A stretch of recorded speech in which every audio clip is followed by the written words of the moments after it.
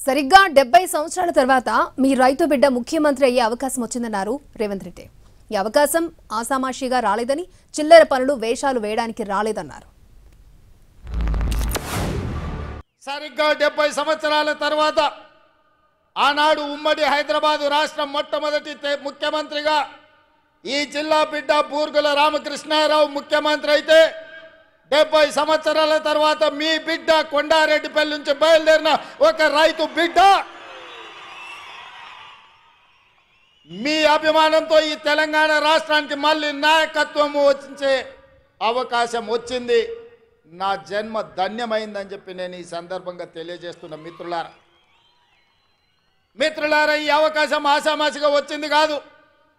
ఈ వచ్చిన అవకాశాన్ని అల్లరి చిల్లర పనుల కోసమో, అనవసరమైన ఖర్చుల కోసమో, ఆర్భాటపు ఏషాలు వేయడానికో కాదు.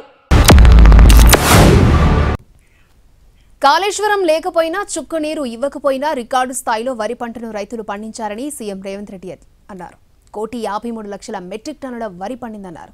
ఉమ్మడి ఏపీలో ఈ స్థాయిలో వడ్లు పండలేదన్నారు. 500 బోనస్ ఇస్తున్న ప్రభుత్వం కాంగ్రెసే అన్నారు.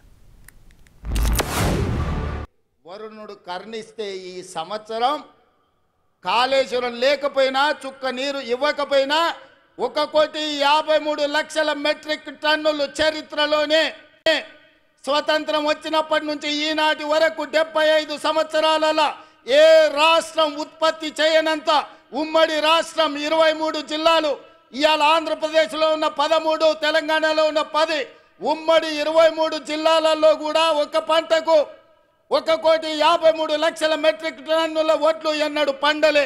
మరి ఇవాళ తెలంగాణ రాష్ట్రంలో ప్రజాపాలనలో మన ప్రభుత్వంలో ఒక పంటకు 66 లక్షల ఎకరాలలో 1,53,00,000 మెట్రిక్ టన్నుల వడ్లు పండించి 500 రూపాయల బోనస్ ఇచ్చి ఇవాళ ధైర్యంగా ఈ గడ్డ మీద రైతు పండుగ చేసుకుంటున్నాం. మనకు రైతు పండుగ చేసుకునే హక్కు లేదని బీఆర్ఎస్ వాళ్ళు అంటుండ్రు. మీరు ఒక్కసారి ఆలోచన చేయండి మిత్రులారా.